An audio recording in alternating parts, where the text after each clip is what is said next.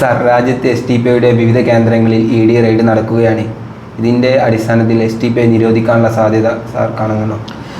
STPയെ നിരോധിക്കപ്പെടാനുള്ള എല്ലാ സാധ്യതയും കാണുന്നുണ്ട്. STPയെ നിരോധിക്കേണ്ടത് തന്നെയാണ്, ആ കാര്യത്തിൽ സംശയമില്ല. കാരണം ഇപ്പോൾ ഇന്ന് ഈ കഴിഞ്ഞ 2 ദിവസങ്ങളായി ഇപ്പോൾ ഞാൻ ന്യൂസ് 18 ചർച്ച കാണായിരുന്നു. അതിൽ ഭയങ്കര കോമഡി ആയിട്ടുള്ളൊരു കാര്യം എന്ന് പറയുന്നത്, ഈ STPയുടെ ആളുകളൊക്കെ വന്നിരുന്നു പറയുന്നത് ഞങ്ങൾ PFIയുമായി ഒരു ബന്ധവുമില്ല, ഞങ്ങളുടെ സംഘടനയല്ല എന്നുള്ളതാണ്. അതായത് നമ്മളിപ്പോൾ നേരത്തെ കേട്ടിട്ടുണ്ടല്ലോ, SFIയും DYFI ഒക്കെ പറഞ്ഞുകൊണ്ടിരുന്നത് ഞങ്ങൾ സ്വതന്ത്ര സംഘടനയാണെന്നാണ്. പക്ഷേ ഊണും ഉറക്കമൊക്കെ KG സെൻറ്ററിലും CPMൻ്റെ ഓഫീസിലും ഒക്കെ തന്നെയാണ് എന്ന് പറയുന്ന പോലെയുള്ള ഒരു കോമഡിയാണ് പറഞ്ഞുകൊണ്ടിരിക്കുന്നത്. പക്ഷേ അങ്ങനെ അവർക്ക് പറയാൻ പറ്റൂ, കാരണം നിരോധിക്കപ്പെട്ടൊരു സംഘടനയുമായി ബന്ധമുണ്ട് എന്നുള്ളത് പറയാൻ പറ്റില്ല. പക്ഷേ ഞാൻ ഇതിൻ്റെ ഏറ്റവും ഇപ്പോൾ കഴിഞ്ഞ ദിവസം മഞ്ജുഷ് ഗോപാലുമായിട്ട് നടക്കുന്ന ഒരു ചർച്ചയിൽ STPയുടെ പ്രതിനിധി തന്നെ അറിയാതെ പറഞ്ഞു ഒരു കമൻറ്റുണ്ട്. ആ കമൻ്റ് എന്താണെന്ന് വെച്ചിട്ടുണ്ടെങ്കിൽ, വാജ്പേയി ഗവൺമെൻറ്റൊക്കെ ഭരിക്കുന്ന കാലത്തെ ഞങ്ങൾ പറഞ്ഞിരുന്നു ഇവിടെ ഫാസിസം വളർന്നുകൊണ്ടിരിക്കുകയാണ് എന്നുള്ളത് പറഞ്ഞിരുന്നു എന്ന് പറയുന്നുണ്ട്. ആ സമയത്ത് പക്ഷേ SDPI ഇല്ല, അതായത് PFIയും ഇല്ല. അപ്പോൾ പിന്നെ ആരാണ് പറഞ്ഞത് എന്ന് ചോദിച്ചാൽ സിമിയാണ് അന്ന് ഈ വാചകം പറഞ്ഞേക്കണേ. അപ്പോൾ അറിയാതെ ഇവരുടെ ഉള്ളിൽ നിന്ന് തന്നെ ഇത് സമ്മതിക്കുകയാണ്. അതായത് ഞങ്ങൾ സിമി ആയിരുന്നു ആദ്യം, സിമി നിരോധിച്ചു, അത് PFI ആയി. PFI നമുക്കറിയാമല്ലോ 2022 സെപ്റ്റംബർ 27 അത് നിരോധിച്ചു. അത് നിരോധിച്ചപ്പോൾ ഒറ്റ വരിയിൽ ആ നിരോധനം എഴുതിയിട്ട് ഞാൻ സംഘടന പിരിച്ചുവിട്ടിരിക്കുന്നു എന്ന് എഴുതിയിട്ട് പറഞ്ഞിട്ടാണ് കേരളത്തിൻ്റെ ചീഫൊക്കെ പോയത്. അപ്പോൾ അതിന് ശേഷം ശരിക്കും SDPI ഇത്തിരി പരിങ്ങലിലായിരുന്നു. കാരണം SDPI അവരുടെ ഒരു രാഷ്ട്രീയ രൂപമാണ്, അതിപ്പോൾ ഒളിച്ചു വെച്ചിട്ടൊന്നും കാര്യമില്ല. ആ രാഷ്ട്രീയ രൂപത്തെ പെട്ടപ്പോൾ അങ്ങനെ കൊണ്ട് നമുക്ക് നിരോധിക്കാൻ പറ്റില്ല. കാരണം മറ്റ് സംഘടനകൾ നിരോധിക്കുന്നത് പോലെ ഒരു കാരണവശാലും SDPI എന്ന് പറയുന്ന ഒരു രാഷ്ട്രീയ പാർട്ടിയെ നിരോധിക്കാൻ പറ്റില്ല ഗവൺമെൻറ്റിന്. കാരണം അത് ഇലക്ഷൻ കമ്മീഷനെ കുറച്ചുകൂടി നൂലാമാലകളൊക്കെ ഉണ്ട്. അപ്പോൾ അന്ന് PFIയുടെ പക്ഷേ നിങ്ങളറിയേണ്ടത് എല്ലാ മറ്റ് സംഘടനകളും നിരോധിച്ചിരുന്നു. അതായത് കുട്ടികളുടെ മുതൽ സ്ത്രീകളുടെ മുതൽ പ്രത്യേകം സംഘടനകളുണ്ടായിരുന്നു. ഈവൻ ഞാനതിനെക്കുറിച്ച് വളരെ ഡീറ്റെയിൽഡായിട്ട് വീഡിയോ ചെയ്തിട്ടുണ്ട് നാരദ ന്യൂസിലൊക്കെ. അതായത് വളരെ ഡീറ്റെയിൽഡായി അവരുടെ അകത്തുനിന്ന് എടുത്തിട്ടുള്ള ഇൻഫർമേഷൻസ് ഒക്കെ വെച്ചുകൊണ്ടെന്ന് പറഞ്ഞാൽ റിഹാബ് ഇൻ്റർനാഷണൽ എന്ന് പറഞ്ഞാൽ അങ്ങനെ പല പരിപാടികളും അവർക്കുണ്ടായിരുന്നു, അതെല്ലാം നിരോധിച്ചു. ഇപ്പോൾ കണ്ടെത്തിയേക്കുള്ളൊരു കാര്യം എന്ന് പറയുന്നത് പോപ്പുലർ ഫണ്ടുമായി ഇവർക്ക് അഭേദ്യമായ ബന്ധമുണ്ടെന്നും ഇവരുടെ അതായത് അതിൽ വർക്ക് ചെയ്തിരുന്ന ആളുകൾ തന്നെയാണ് SDPIയിൽ വർക്ക് ചെയ്തതെന്നും മെമ്പേഴ്സ് തമ്മിൽ ഈ പറയുന്ന മാച്ചിങ് ആയിട്ടുള്ള ആളുകളുണ്ട് എന്നുള്ളതുമാണ് ED കൊടുത്തേക്കുന്നത്. ED കൊടുത്തേക്കുന്ന 7 റിപ്പോർട്ടുകളുണ്ട് റിമാൻഡ് നോട്ടിൽ. ആ റിമാൻഡ് നോട്ടിൽ പറഞ്ഞേക്കുന്ന ഒരു കാര്യം എന്ന് പറഞ്ഞാൽ, ഒന്ന് SDPI PFIക്ക് വേണ്ടി അസറ്റ്സ് അക്യുമുലേറ്റ് ചെയ്യുകയും അത് കൊടുക്കുകയും ചെയ്തിരുന്നു എന്നുള്ളതാണ്. പിന്നെ കൂടാതെ PFIയിൽ നിന്ന് നേരത്തെ നിരവധി ഫണ്ടുകൾ ഇവർ കൈപ്പറ്റിയിരുന്നു എന്നുള്ളതാണ് വിചാരിക്കുന്നത്. പക്ഷേ ഇതിനെല്ലാറ്റിലും ഉപരി പ്രധാനപ്പെട്ട കാര്യം എന്താണെന്നറിയാമോ? പ്രധാനപ്പെട്ട കാര്യം എന്ന് പറയുന്നത് ഈ മണ്ടന്മാരായ SDPIക്കാർക്ക് അറിയാത്തൊരു കാര്യമാണ്. അമിത്ഷായും നരേന്ദ്രമോദി ഗവൺമെൻറ്റുമൊക്കെ അവിടെ ചുമ്മാ ഇരിക്കുകയല്ല. അവർ PFIയെ നിരോധിച്ചു. നമുക്കറിയാം 2014 BJP ഗവൺമെൻറ് അധികാരത്തിൽ വരുന്നത്. പക്ഷേ 8 കൊല്ലം കഴിഞ്ഞിട്ടാണ് 2022 നിരോധിക്കുന്നത് PFIന്. അപ്പോൾ അത്ര നാളും PFIയൊക്കെ വിചാരിച്ചു ഞങ്ങൾ വലിയ ആൾക്കാരാണെന്നൊക്കെ വിചാരിച്ചു. നിങ്ങൾക്കൊക്കെ ഓർമ്മയുണ്ടാവും, അതായത് ആലപ്പുഴയിലൊക്കെ അവരൊരു പ്രകടനം നടത്തിയത് ഏത് അരിയും മലരും കുന്തിരിക്കവും കരുതി വെച്ചോട വരുന്നുണ്ടടാ നിൻ്റെയൊക്കെ കാലന്മാർ എന്നുള്ളതാണ്. എന്ന് പറഞ്ഞാൽ ഹിന്ദുക്കളോടും ക്രിസ്ത്യൻസിനോടുമൊക്കെ നിൻ്റെ കാലന്മാർ വരുന്നുണ്ട്, നിങ്ങൾ വെയിറ്റ് ചെയ്തിരുന്നു എന്നാണ് ഒരു കൊച്ചിനെ കൊണ്ട് മുദ്രാവാക്യം വിളിപ്പിച്ച്. അപ്പോൾ അതൊക്കെ തന്നെ എന്നിട്ട് നാണിച്ചാണ് നമ്മുടെ ഗവൺമെൻറ് കേസെടുത്ത് ഹൈക്കോടതി ഇടപെട്ടപ്പോൾ. അപ്പോൾ അത്തരത്തിൽ പല പരിപാടികളുണ്ടായതിന് ശേഷമാണ് PFI നിരോധിച്ചത്. അതിനുശേഷം SDPI ഒരു പരിങ്ങലിലായിരുന്നു, വലിയ സമാധാനമായി സൈലൻ്റായിട്ടൊക്കെ പോവുകയായിരുന്നു ചെയ്തുകൊണ്ടിരുന്നത്. പക്ഷേ അതിന് ശേഷം നമുക്കറിയാമല്ലോ, ഇപ്പോൾ ഈ കഴിഞ്ഞിടെയായിട്ട്, അതായത് കൃത്യമായി പറഞ്ഞാൽ പാലക്കാട് ഉപതെരഞ്ഞെടുപ്പ് നടക്കുമ്പോൾ SDPIക്കാർ അവിടെ CPMൻ്റെ ഓഫീസിൻ്റെ മുമ്പിൽ പ്രകടനം നടത്തി. എന്താണ്, രാഹുൽ മാങ്കൂട്ടത്തിനെ ജയിപ്പിച്ചത് നമ്മളാണ് എന്ന് പറഞ്ഞ് എന്ത് ചെയ്ത് പ്രകടനം നടത്തി. അങ്ങനെ പ്രകടനം നടത്തി കഴിഞ്ഞപ്പോഴാണ് ഇത് ഇപ്പോൾ കുറച്ചൊന്ന് വാല് വെക്കാൻ തുടങ്ങിയത്. കാരണം 2 കൊല്ലമില്ലേ ഗവൺമെൻറ്റൊക്കെ ഇത് മറന്നുപോയി എന്നാണ് അവർ വിചാരിക്കുന്നത്. ഇവിടുത്തെ ഇന്ത്യ എന്ന് പറയുന്ന ഒരു രാജ്യവും അതിൻ്റെ മിലിറ്ററിയും ഒക്കെ ഇവരൊക്കെ ചിന്തിക്കുന്നതിനേക്കാളൊക്കെ അപ്പുറത്താണ്. 2047 ഇത് കാലിഫേറ്റ് ആകും, കോയ പ്രധാനമന്ത്രിയാകും എന്നൊക്കെ ചിന്തിക്കുന്ന ആളുകൾ മുഴുവൻ ഇപ്പോൾ തീഹാർ ജയിലിൽ ഉണ്ടെന്ന് വിശ്രമിക്കുകയാണ്. മനസ്സിലായില്ലേ? അപ്പോൾ അത് കൂടാതെ ഇപ്പോൾ കഴിഞ്ഞ ദിവസം നമുക്കറിയാം ഈ പറയുന്ന ഇതിൻ്റെ അഖിലേന്ത്യാ പ്രസിഡൻറ്റ്, അദ്ദേഹത്തിൻ്റെ പേര് MK ഫൈസി, മുഹമ്മദ് കുട്ടി ഫൈസി, പാലക്കാട്ടുകാരനാണ്, ഡൽഹിയിലാണ്. അദ്ദേഹത്തെ അറസ്റ്റ് ചെയ്തിട്ടുണ്ട്. ഈ അറസ്റ്റ് ചെയ്യുമ്പോൾ 1 കൊല്ലം മുമ്പ് ജാനുവരിയിൽ അദ്ദേഹത്തിന് വിളിപ്പിച്ച് ചോദ്യം ചെയ്തിട്ടുണ്ട്. 2 തവണ. അതിനുശേഷം അദ്ദേഹത്തിന് 2 തവണ ED നോട്ടീസ് കൊടുത്തു, അദ്ദേഹം വന്നില്ല, അതുകൊണ്ടാണ് അറസ്റ്റ് ചെയ്തതെന്നാണ് പറഞ്ഞേക്കണം. അതിനുശേഷമുള്ള റിമാൻഡ് നോട്ടിൽ അവർ പറഞ്ഞേക്കണ കാര്യമെന്ന് പറയുന്നത്, ഒന്ന് ഇത് PFIയിലെ ആളുകൾ തന്നെയാണ് ഇതിനകത്ത് വർക്ക് ചെയ്യുന്നത്. അതിനേക്കാൾ ഉപരിയായിട്ടുള്ള നിരവധി 8 ഉണ്ട്, ഞാനിപ്പോൾ 8 പറയുന്നില്ല. പറയുന്ന അടുത്ത കാര്യം എന്ന് പറഞ്ഞിട്ടുണ്ടെങ്കിൽ ഈ PFIക്ക് വേണ്ടി ഇവർ അസറ്റ്സ് അക്യൂമുലേറ്റ് ചെയ്തു, PFIയിൽ നിന്ന് ഇവർ ഫണ്ട് വാങ്ങിച്ചിട്ടുണ്ട് എന്നുള്ളതാണ്. PFI SDPIയുടെ ഏതൊക്കെ ആളുകൾ എവിടെയൊക്കെ മത്സരിക്കണം എന്നുള്ളത് തീരുമാനിച്ചിരുന്നത് PFI ആണ്. PFIൻ്റെ പാരൻറ്റ് സംഘടനയാണ്. അപ്പോൾ അതുകൊണ്ട് അത്തരത്തിലുള്ള കൃത്യമായൊരു ബന്ധമുണ്ട് എന്നുള്ളതാണ് അവർ വളരെ കൃത്യമായി വ്യക്തമായിട്ട് പറഞ്ഞേക്കണത്. അതിപ്പോൾ ന്യൂസ് 18 ചാനലിലൊക്കെ അറിഞ്ഞോ അറിയാതെയൊക്കെ ഉള്ളിൻ്റെ ഉള്ളിൽ നിന്ന് സംഭവം വരികയും ചെയ്തു. പക്ഷേ ഇത് നിരോധനം കൊണ്ട് മാത്രം കാര്യമില്ല എന്നാണ് ഞാൻ വിചാരിക്കുന്നത്. പകരം ഇതിനെ ആശയപരമായി കൂടി ഇതിനെ നേരിടാൻ നമ്മുടെ രാഷ്ട്രീയ പാർട്ടികൾ തയ്യാറാകണം. UDF ഇവരുടെ കയ്യിൽ നിന്നൊരു പിന്തുണ വാങ്ങിച്ചപ്പോൾ തന്നെ ഞാൻ പറഞ്ഞിരുന്നു, ആ പിന്തുണ ഇല്ലാതെ രാഹുൽ മാങ്കൂട്ടത്തിന് അവിടെ ജയിക്കാൻ കഴിയും. കോൺഗ്രസും UDF ഒക്കെ കാണിച്ചത് മണ്ടത്തരമാണ്, ഈ പിന്തുണയെ തള്ളിക്കളയേണ്ടതായിരുന്നു എന്നുള്ളത് കൃത്യമായി പറഞ്ഞിരുന്നു.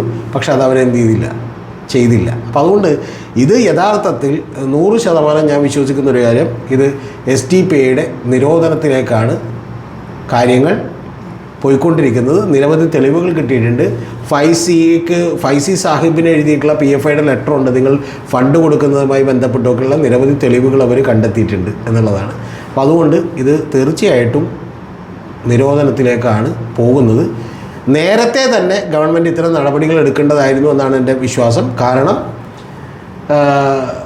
ജോസഫ് മാഷ്ടെ കൈവെട്ടിയ കേസോടുകൂടിയാണ് ഇത്തരത്തിലൊരു ഭീതി വിതക്കാൻ ഇവർക്ക് കഴിഞ്ഞത്.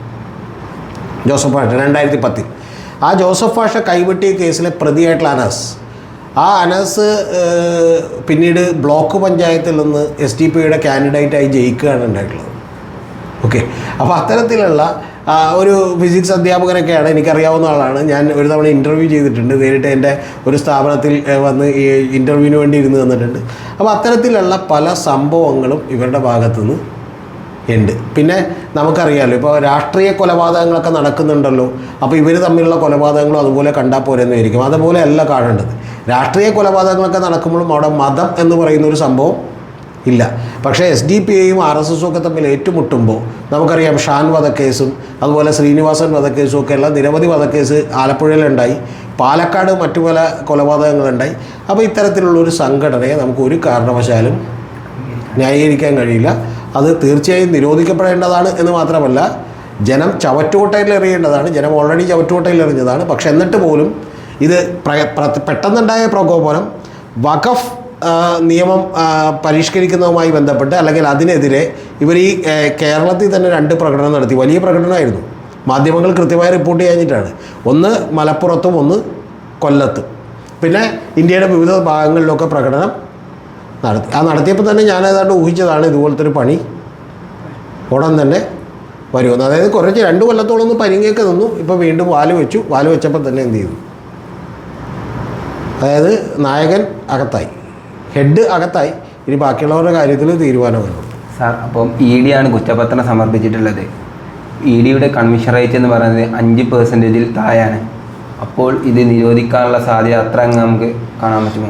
ED പലപ്പോഴും രാഷ്ട്രീയമായി ഉപയോഗിക്കപ്പെട്ടിട്ടുണ്ട് എന്നുള്ളതൊക്കെ ശരിയായിട്ടുള്ള കാര്യങ്ങളൊക്കെ തന്നെ ആയിരിക്കും. അതൊക്കെ സംശയമുള്ള കാര്യമാണ്. ഇപ്പോൾ 5400ഓളം വരുന്ന കേസുകളുള്ളതിൽ 47 മാത്രമേ കൺവിക്ഷൻ റേറ്റ് ഉള്ളൂ, 5% താഴെയുള്ളൂ എന്നൊക്കെ പറയുമ്പോൾ അതിനകത്ത് ചില ഫാക്ട്സ് ഉണ്ട്, അല്ലാത്തതുമുണ്ട്. ഇപ്പോൾ ഞാൻ അതിലേക്കൊന്നും കടക്കുന്നില്ല. ഇപ്പോൾ EDയുടെ കേസുകൾ എന്ത് കേസാണ്? അത് PMLA കേസുകളാണ്. അതായത് പ്രൊഹിബിഷൻ ഓഫ് മണി ലോണ്ടറിങ് ആണ്. അതായത് കള്ളപ്പണം വെളുപ്പിക്കലിനെതിരെ ബന്ധപ്പെട്ടാണ്. അപ്പോൾ ചില കേസുകളിൽ നിങ്ങൾ ഫൈൻ അടച്ചാൽ നിങ്ങൾക്ക് ഊരിപ്പോരാം.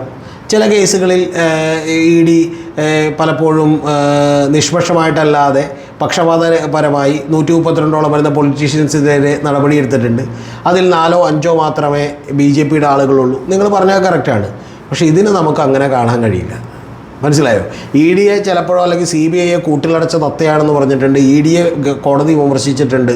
മനീഷ് സിസോദിയുടെ കേസിൽ വിമർശിച്ചിട്ടുണ്ട്. അരവിന്ദ് കെജ്രിവാളിൻ്റെ കേസിൽ പലപ്പോഴും വിമർശിച്ചിട്ടുണ്ട്. അതുപോലെ നമുക്ക് കേരള പോലീസിനെയും ഹൈക്കോടതിയൊക്കെ എടുത്തിട്ട് വിമർശിച്ചിട്ടുണ്ട്. പക്ഷേ എന്ന് പറഞ്ഞ് അവരന്വേഷിക്കുന്ന എല്ലാ കേസുകളും തന്നെ രാഷ്ട്രീയ പ്രേരിതമാണ്, ഇത് വേട്ടയാണ് എന്നൊന്നും പറയുന്നതിനോട് എനിക്ക് വ്യക്തിപരമായി യാതൊരു യോജിപ്പും ഇല്ല. ഇവരൊക്കെ ഈ പറയുന്നത് പോലെയുള്ള മറ്റേ പച്ചവെള്ളം ചവച്ചു കുടിക്കുന്ന ആളുകളല്ല. ഇവർ ഉള്ളിൻ്റെ ഉള്ളിൽ നാളെ 2047 ഇന്ത്യയെ മറ്റേ മതരാഷ്ട്രമാക്കാനും ഇസ്ലാം രാഷ്ട്രമാക്കാനും ഒക്കെ ഇറങ്ങി തിരിച്ചവരാണ്. യഥാർത്ഥത്തിൽ ഇവർ മുസ്ലിങ്ങൾക്ക് ശത്രുക്കളാണെന്ന് ഞാൻ പറയും. മുസ്ലിം മതവിഭാഗത്തിൻ്റെ ശത്രുക്കളാണ്. കാരണം പാവപ്പെട്ട അവരെ കൂടി ദ്രോഹിക്കാനും RSSനെയൊക്കെ വളരാനും മാത്രമേ ഈ പറയുന്ന ഇത്ര പ്രകോപനപരമായിട്ടുള്ള ഈ പരിപാടികൾ കൊണ്ട് സാധ്യമാകുള്ളൂ. SDPI എന്ന രാഷ്ട്രീയ സംഘടനയെ രാഷ്ട്രീയമായല്ലേ നേരിടേണ്ടതെന്ന് പറയുന്നവരുണ്ട്. അതിൽ സാറിൻ്റെ അഭിപ്രായം എന്താണ്? അല്ല, SDPI എന്ന് പറയുന്നത് രാഷ്ട്രീയ സംഘടന മാത്രമായിരുന്നെങ്കിൽ നമുക്ക് രാഷ്ട്രീയമായിട്ട് നേരിടാം. ഇപ്പോൾ ചില ആളുകൾ പറയുന്നുണ്ട് അത് ജനാധിപത്യ പ്രക്രിയയിൽ അവർ പങ്കെടുക്കുന്നവരല്ലേ, അതുകൊണ്ട് അവരോട് സോഫ്റ്റായിട്ട് കാണിക്കണം. ആ ശരി തന്നെ. പക്ഷെ അവർക്ക് ചില ഇൻ്റർനാഷണൽ ബന്ധങ്ങളുണ്ട് എന്നുള്ളതാണ് പോലും കേസിൽ വന്നിട്ടുണ്ട്. ഇപ്പോൾ വിദേശ ശക്തികളുമായി ചേർന്ന് ഇന്ത്യയെ നശിപ്പിക്കാനോ ഇന്ത്യ രാജ്യത്ത് കുത്തിത്തിരിപ്പുണ്ടാക്കാനോ ഒക്കെ നോക്കുന്ന ആളുകളോട് നമുക്ക് ഒരു കാരണവശാലും എന്ത് ചെയ്യാൻ കഴിയില്ല, കോംപ്രമൈസ് ചെയ്യാൻ കഴിയില്ല. അങ്ങനെയാണെങ്കിൽ പിന്നെ ഭരണകൂടത്തിൻ്റെ പണി എന്താ?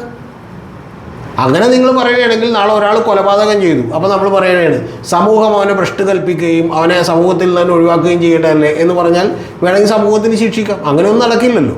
നമ്മളൊരു ഭരണകൂടം ഉണ്ടാകുമ്പോൾ ഭരണകൂടത്തിൻ്റെ ബാധ്യതയാണ് ഇത്തരത്തിലുള്ള ആളുകളെ നിലക്ക് നിർത്തേണ്ടത്. അത് ചെയ്യേണ്ടത് അങ്ങേയറ്റം ആവശ്യമായിട്ടുള്ളൊരു കാര്യമാണ്. ഇനി PFI നിരോധിച്ചപ്പോൾ എന്തായിരുന്നു? PFI നിരോധിച്ചപ്പോഴത്തേക്കും ഇതുപോലെ മറ്റേ മത കാര്യങ്ങളൊക്കെ വിളിച്ചുകൊണ്ട്, മതപരമായി വിളിക്കുന്ന ചില ഇതൊക്കെ വിളിച്ചുകൊണ്ട് ഇവർ ഈ പറയുന്ന നമുക്കറിയാമല്ലോ, ഇപ്പോൾ PC ജോർജൊക്കെ താമസിക്കുന്ന സ്ഥലത്തിനടുത്ത് അവിടെയൊക്കെ തന്നെ പലപ്പോഴും പോലീസൊക്കെ വന്നപ്പോഴത്തേക്ക് ഇവരുടെ ആളുകളൊക്കെ ഇവർ വിളിച്ചു കൂട്ടി. പക്ഷേ വിളിച്ചു കൂട്ടിയപ്പോഴാണ് കണ്ടത് എന്നത് AK-47 കയ്യിലിരിക്കുന്ന കേന്ദ്ര മിലിറ്ററിയുടെ സേനയാണ് വന്നതെന്നുള്ളത്. അപ്പോൾ പിന്നെ എല്ലാവരും മടക്കി തോളയിട്ട് നേരെ സ്ഥലം വിട്ടു. PFI നിരോധിച്ച ദിവസം നിങ്ങൾക്ക് ഓർമ്മയുണ്ടോയെന്നറിയില്ല, വെളുപ്പിന് രാവിലെ 1 മണിക്കാണ് ഇവരുടെ പല വീടുകളിലും അറസ്റ്റ് നടക്കുന്നത്. കേരള പോലീസിലെ ഏറ്റവും ടോപ്പ് ഒഫീഷ്യൽസ് പോലും അറിഞ്ഞിട്ടില്ലായിരുന്നു. കൂടാതെ ചാർട്ടർ ചെയ്ത വിമാനത്തിൽ വെളുപ്പിന് രാവിലെ 5 മണിക്ക് ഇവിടുന്ന് മറ്റേ അറസ്റ്റ് ചെയ്തവരെയും കൊണ്ട് വിമാനം പൊങ്ങിക്കഴിഞ്ഞപ്പോഴാണ് കേരളത്തിലെ മാധ്യമങ്ങളും പോലീസും പോലും അറിയുന്നത്. അപ്പോൾ അതൊക്കെ കേന്ദ്ര ഗവൺമെൻറ് ചെയ്യേണ്ടി വരും, ഒരു സംശയം അക്കാര്യത്തിലില്ല. പിന്നെ ഇത് പലപ്പോഴും ഈ RSSനെയൊക്കെ വളർത്താൻ മാത്രമേ ഇവരുടെ പ്രവർത്തനം പലപ്പോഴും സഹായിക്കുകയുള്ളൂ. അതായത് അപ്പുറത്ത് നിൽക്കുന്ന മത തീവ്രവാദികളുണ്ടെങ്കിൽ ഞാൻ പറയുന്നത് അവരെ വളർത്താൻ മാത്രമേ ഇത് ഉറപ്പായിട്ടും സഹായിക്കുകയുള്ളൂ. യഥാർത്ഥത്തിൽ നേരത്തെ ഞാൻ പറഞ്ഞ പോലെ തന്നെ പറയുന്നു, ഇത് എൻറ്റയർ മുസ്ലിം കമ്മ്യൂണിറ്റിയോട് ഇവർ ചെയ്യുന്ന ദ്രോഹമാണ്. ഇത്തരത്തിലുള്ള ആളുകൾ കൊണ്ട് അവർക്ക് തലവേദനയല്ലാതെ വേറെ ഒന്നും ഉണ്ടാവാനില്ല.